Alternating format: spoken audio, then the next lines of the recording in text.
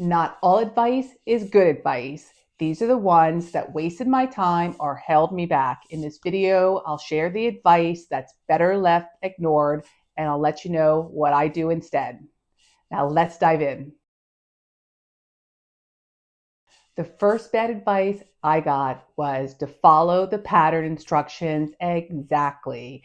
Now, currently, I don't use commercial patterns, but I used to. And when I did, I found there were so many outdated instructions. Either they were super complicated, or they were just wrong, or it was a long way around, or they were just outdated, such as having to hand base something when a pin or a clip would just do, or pinking the edges, with pinking shears when you can use your serger, a zigzag, or French seam, something like that, which I think is a much better quality finish. So what I do now instead is I have created my own order of operations for any garment. So I know what I need to do to make any garment. That's what people used to do 100 years ago. If you look at the sewing instructions on commercial patterns from a very long time ago, they were very minimal because everyone knew how to make clothing. So I've, taught myself what I need to do, in what order, and why it's important. So I do not need to follow any instructions on any pattern. So it's so much more freeing when you do that. I do have a link in the description below of my order of operations if you want to download it there, and you can see, and that'll free you from also following these complicated or outdated instructions on a commercial pattern. And you may think that you have to have the thread color to match each of your projects, which is really not true. I think it's good just to have some very basic colors like black, white, and perhaps a gray or a beige. This particularly holds true for me in my serger thread, because you need 4 big thread spools for the serger. So it gets quite expensive to buy every single color. So I only have probably about 5 different colors. I have like a navy and a black, and I think I do a red because it's hard to get by if you do make anything red. So I do have a red, but you can't really see. Even so, my regular machine, I did buy a whole collection. So it's like the rainbow of colors in my Gutermann thread. It was, probably $100 for that whole kit, if I remember, like the whole color kit.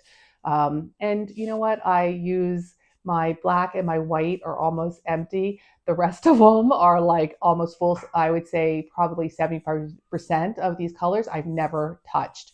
So, I mean, if you're the type of person who is sewing garments in the rainbow, perhaps, and that would be good, but it's really not necessary. So just get the basics. You can buy things over time, but it sort of is a waste when you buy too many colors. You end up not even using them.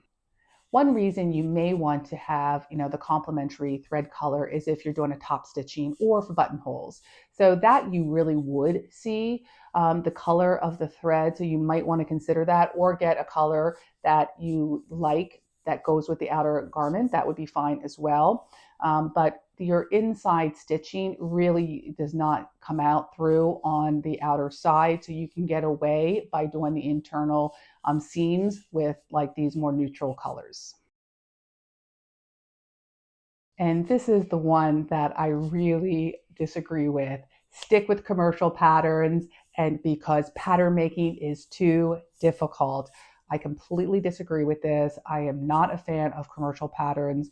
I do think for a absolute beginner, I think buying an easy commercial pattern is a wonderful way just to get to understand how the garment fits together, and you have some instructions. But I would encourage anyone to quickly move to learning how to draft your own patterns, and you have then unlimited opportunity for any design you want. The sewing community online, people are constantly asking, I want to make this dress. Where do I find the pattern? I never ask that question, right? Because I see a pattern online, I see a garment online that I want to make, and then I just pull out my sloper and I start drafting it. And that is so much more free that you can make any design you want. And it also then fits me perfectly every time because I have like made sure that my sloper fits me, where commercial patterns, every single different brand is going to fit you differently. So you're like every single time you have to deal with these fitting issues, and I don't have to deal with fitting issues at all. So I definitely would recommend that you move quickly from commercial patterns over to pattern making. I think every beginner has heard start with cotton fabric. Now, while cotton is the easiest fabric to work with, you may not enjoy wearing cotton, particularly if you're purchasing the dreaded quilting cotton. It's just not comfortable, it doesn't flow. So, I think there are a lot of other fabric choices that you can choose, maybe a lightweight denim or a rayon challis, something a stable knit like a ponte, which I use a lot, is very easy to work with. So that would be the easiest knit in my opinion to work with. So I think you just want to look at fabrics that you enjoy and that you would want to wear. And if you don't enjoy just wearing a cotton, then don't make the garment out of it because you're not going to like the end result. So yeah, broaden your horizons a little bit. Maybe start with a cotton and something that's a non-garment thing, like a tote bag or a bucket hat, something like that, that you can get your comfortable with just sewing. But then when you're doing a garment, pick a fabric that you really like, but do steer clear of anything that's very stretchy or very slippery. And we all want a dress form. Like you cannot sew unless you have a dress form. And I have my dress form here. I've had it for a very, very long time. I bought it when I was sewing my wedding dress and I wanted to be able to put it on there and work on it. But other than that, I use it now mainly to hang my tape measure.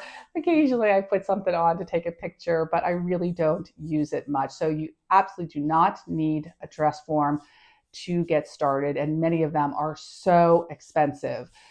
So it's definitely if you have some extra money and you want to, and particularly if you want to do draping, then of course I think a dress form is vital to drape on. But a lot of the dress forms are not going to fit your body shape anyway. So when you're perfectly draping on a dress form and then you try to put it on yourself, it's not necessarily going to fit you properly. So that's another downside with dress form. I do like the people who pad out their dress form so it like fits them exactly. I think that's an excellent idea. And I would love to do that someday with my dress form because then maybe I would use it more if it actually fit my exact shape. But I haven't gotten around to it, and I probably won't because it's a fair amount of work to do that kind of thing. But a dress form is absolutely not mandatory. I am a proponent of not buying a lot of tools when you're starting sewing. Just stick with the basics. In the description below, I do have a link of all my favorite tools, and also it links to where you can buy them if you want to. So I have it separated by the getting started tools and then the nice to have tools, so you can get started very inexpensively. You do not need a lot of tools to get started. And the dreaded always look for the cheapest fabric. I am really against that. I know we all have a budget, but I have found that when I go and find these inexpensive stores, like for instance, I had tried to shop on Amazon, and I've always was disappointed with the quality of the fabric. It may say it's a linen, and then this other store has a linen for double the price, but I have found that often the price correlates with quality. So I do not look for the cheapest fabric. I actually try to steer clear of those really, really inexpensive stores. I get a little suspect that I'm not going to be happy because you think that you're saving money by buying an inexpensive fabric, but then the fabric quality is not going to be there. It's not going to look good in the finished garment. It's not going to have the stand of time. It'll start pilling or ripping, fading, the colors fading. So I think over time, you're not going to be able to keep the garment for so long. I'm the type of person who keeps my clothing for years until they just like fall apart. So, but I am hoping that they don't fall apart very quickly. So I would recommend trying to find stores that are moderately priced. I have found some fabrics. There's one, this brushed poly that I got from Fabric Warehouse Direct. It's only like $6 maybe a yard, and it's just beautiful. Like I make most of my casual dresses and tops from that, or skirts, and love it. It's so inexpensive. So that's a little gem that I have found. But often when I go and get the less expensive, like for instance, Ponte, I buy a lot of Ponte. So if I find an inexpensive Ponte, it just feels like plasticky and just low quality. And then I might spend a little bit more on a Ponte and it'll drape beautifully and feel very soft. Now, the one place that I find I can really get some steals is in the New York City Garment District. You go in because you're getting these leftovers from designers, and I can get some beautiful fabrics there. But that's a little bit more unusual. So I would definitely say you get what you pay for when it comes to fabric.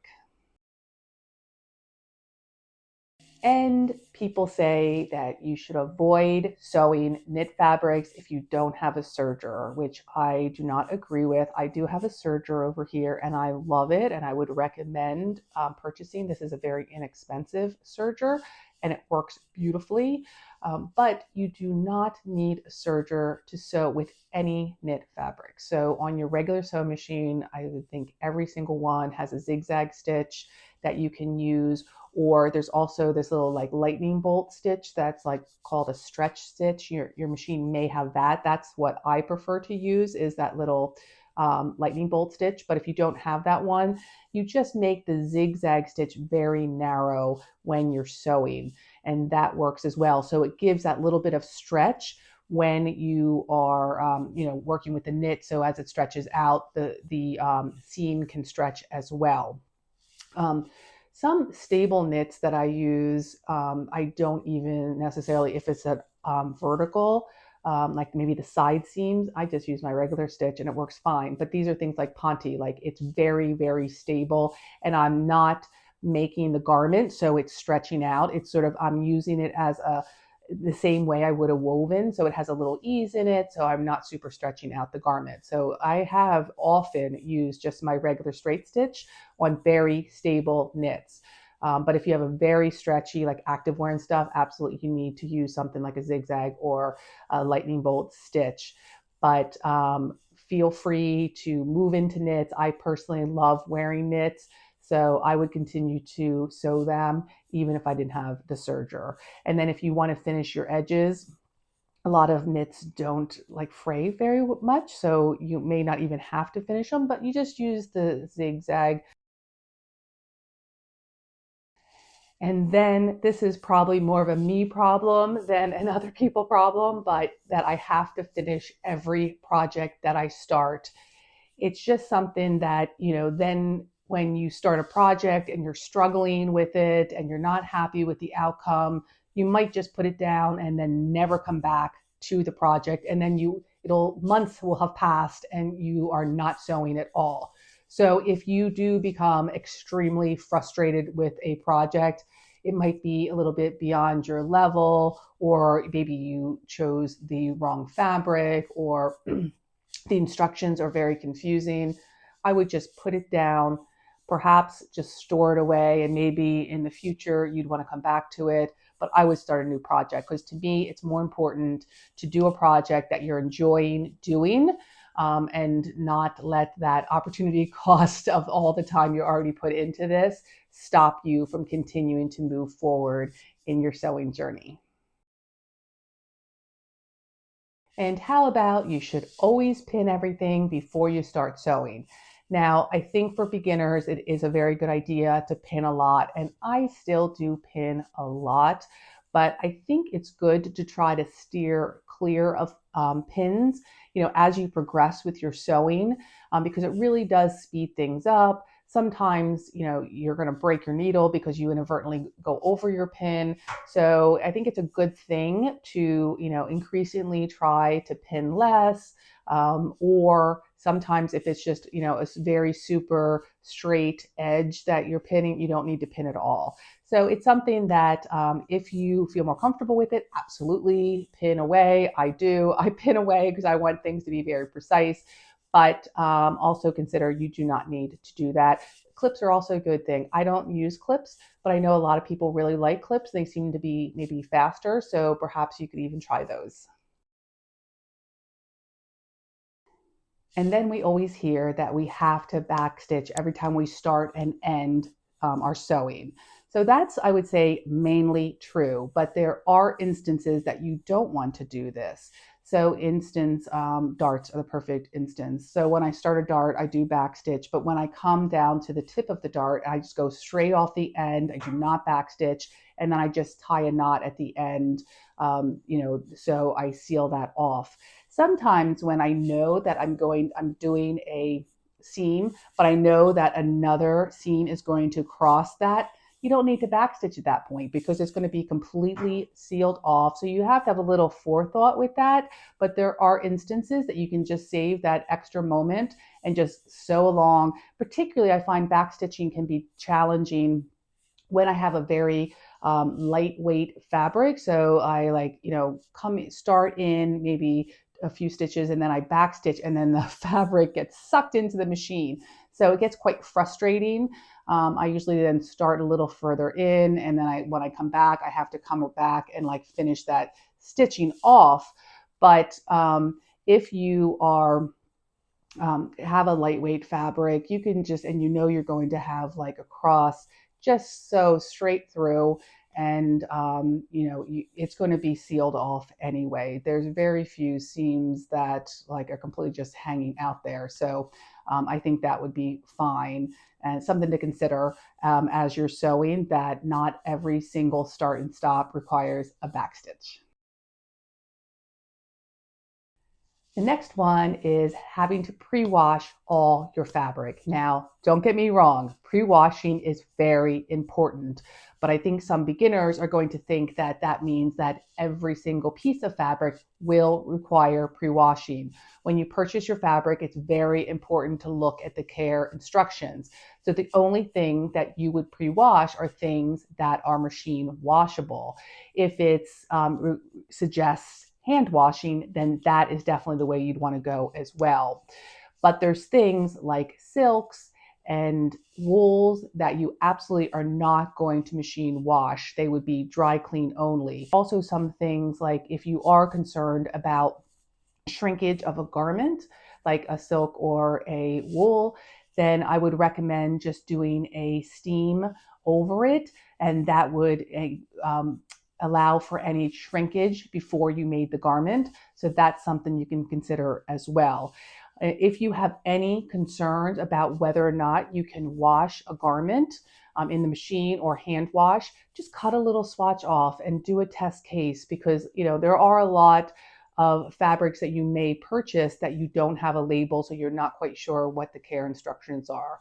So it's quite important to take care of the garment and pre-treat the garment as it's going to be continued to be treated over time.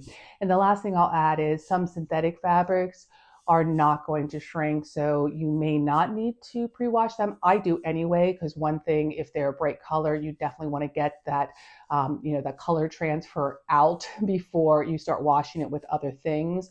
But that's one thing that may not require pre-washing, but I also just like to wash everything to make sure that any chemicals are in there or dirt, that it's nice and clean before I start sewing a garment. What advice do you wish you ignored? I encourage you to experiment and to trust your intuition. If you're interested in my order of operations, check out this video here. And if you enjoyed this video, please like and subscribe.